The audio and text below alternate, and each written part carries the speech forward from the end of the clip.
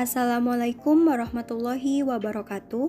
Perkenalkan, saya Vini Rahma Fitriyanti, Prodi S1 PGSD Fakultas Ilmu Pendidikan Universitas Pahlawan Tuanku Tambusai. Baiklah, saya akan membahas mengenai salah satu alat peraga matematika dalam pembelajaran matematika di SD. Sebelumnya, saya ingin menjelaskan terlebih dahulu apa itu alat peraga matematika. Alat peraga merupakan salah satu komponen yang menentukan efektivitas pembelajaran. Alat peraga merubah materi yang abstrak menjadi konkret dan realistik. Alat peraga merupakan bagian dari media. Oleh karena itu, istilah media perlu dipahami lebih dahulu sebelum dibahas mengenai pengertian alat peraga lebih lanjut.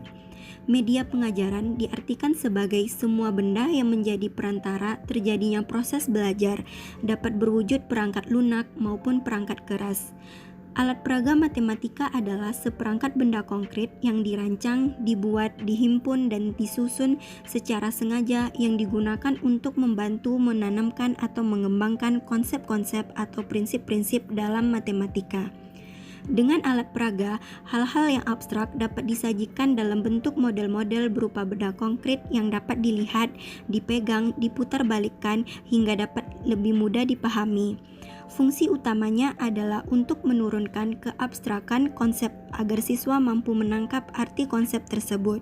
Sebagai contoh, benda-benda konkret di sekitar siswa seperti buah-buahan, pensil, buku, dan sebagainya. Dengan benda-benda tersebut, siswa dapat membilang banyaknya anggota dari kumpulan suatu benda sampai menentukan bilangan yang sesuai pada akhir pembilang. Dengan memperhatikan pengertian-pengertian alat peraga sebelumnya, maka dapat disimpulkan bahwa alat peraga adalah alat bantu pengajaran yang digunakan oleh guru dalam menerangkan materi pelajaran dan berkomunikasi dengan siswa, sehingga mudah memberi peringatan kepada siswa tentang konsep materi yang diajarkan, serta dapat menggunakan alat peraga dalam pembelajaran matematika. Diperlukan teknik yang tepat, yaitu dengan mempertimbangkan waktu penggunaan dan tujuan yang akan dicapai. Fungsi penggunaan alat peraga. Fungsi penggunaan alat peraga itu sendiri dalam pengajaran matematika diantaranya ialah yang pertama, dengan adanya alat peraga, siswa akan lebih banyak mengikuti pelajaran matematika dengan gembira, sehingga minatnya dalam mempelajari matematika semakin besar. Siswa senang, terangsang, kemudian tertarik dan bersikap positif terhadap pembelajaran matematika. Yang kedua, dengan disajikan konsep abstrak matematika dalam bentuk konkret, maka siswa pada tingkat-tingkat yang lebih rendah akan lebih mudah memahami dan mengerti. Yang ketiga, siswa akan menyadari adanya hubungan antara pembelajaran dengan benda-benda yang ada di sekitarnya, atau antara ilmu dengan alam sekitar dan masyarakat. Dan yang keempat, konsep-konsep abstrak yang disajikan dalam bentuk konkret, yaitu dalam bentuk model matematika, dapat dijadikan objek penelitian dan dapat pula dijadikan alat untuk penelitian ide-ide baru dan relasi-relasi baru. Alat peraga matematika. Pada dasarnya, individual manusia berbeda-beda. Demikian pula dalam memahami konsep-konsep abstrak akan dicapai melalui tingkat-tingkat belajar yang berbeda. Siswa sekolah dasar belajar melalui dunia nyata dan memanipulasi benda nyata sebagai perantaranya. Bahkan, orang dewasa pun yang pada umumnya sudah dapat memahami konsep abstrak pada keadaan tertentu sering memerlukan visualisasi.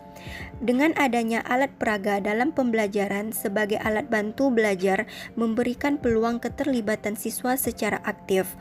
Alat peraga khususnya dalam pembelajaran matematika mempunyai peranan cukup besar baik bagi guru maupun siswa. Dengan alat peraga memberikan realitas dalam mengajar sehingga lebih terwujud, lebih terarah dalam mencapai tujuan pembelajaran. Dengan pentingnya alat peraga dalam pembelajaran matematika, maka diharapkan guru menggunakan alat peraga untuk membantu pada penjelasan konsep-konsep tertentu. Dalam pelaksanaan di kelas, seorang guru harus mampu menciptakan atau membuat dan menggunakannya dalam pembelajaran, sehingga akan membantu meningkatkan prestasi siswa. Nah, masuk pada pokok pembahasannya, yaitu salah satu contoh alat peraga matematika terkait penerapannya dalam pembelajaran matematika di SD. Di sini, saya memilih congklak KPK dan FPB, atau yang lebih dikenal dengan Dakota, sebagai contoh alat peraganya.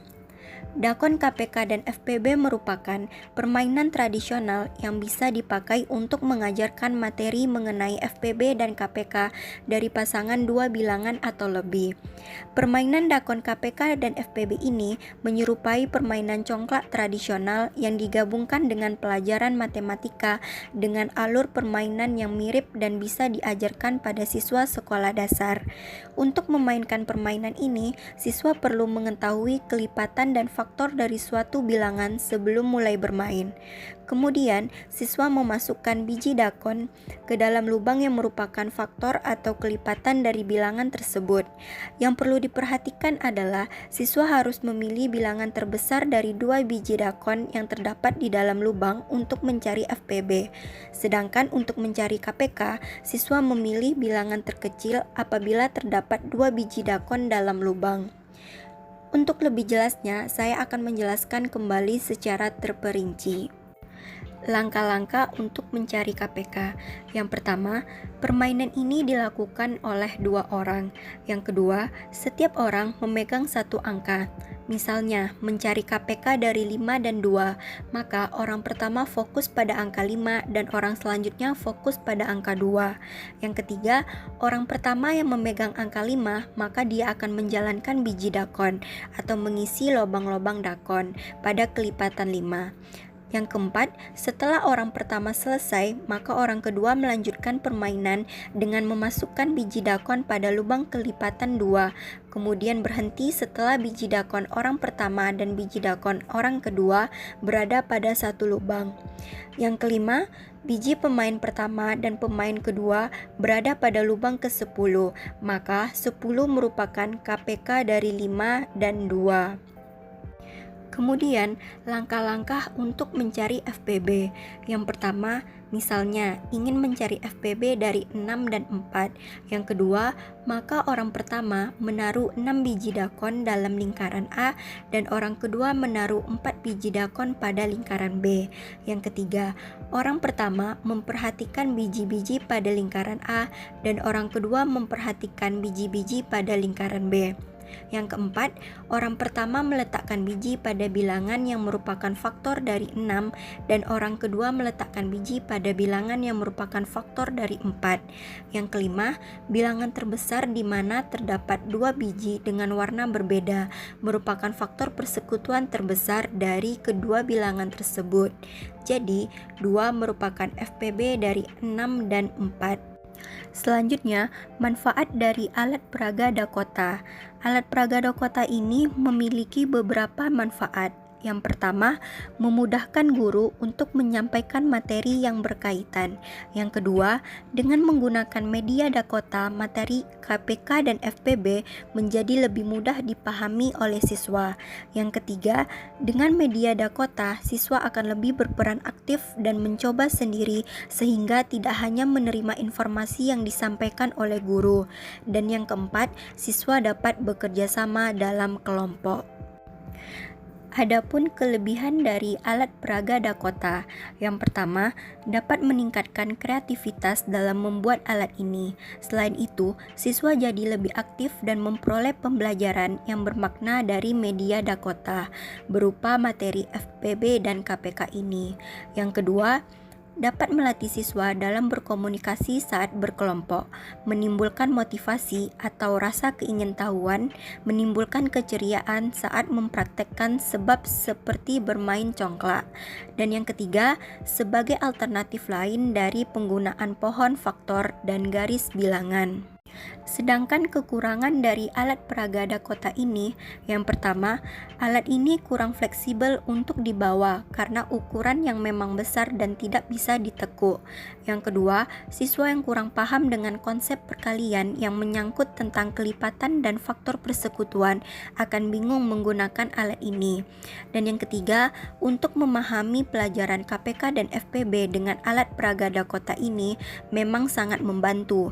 Namun, perhitungan kelipatan dan faktor persekutuannya terbatas, di mana tidak bisa lebih dari 24 sesuai jumlah mangkuk yang dibuat.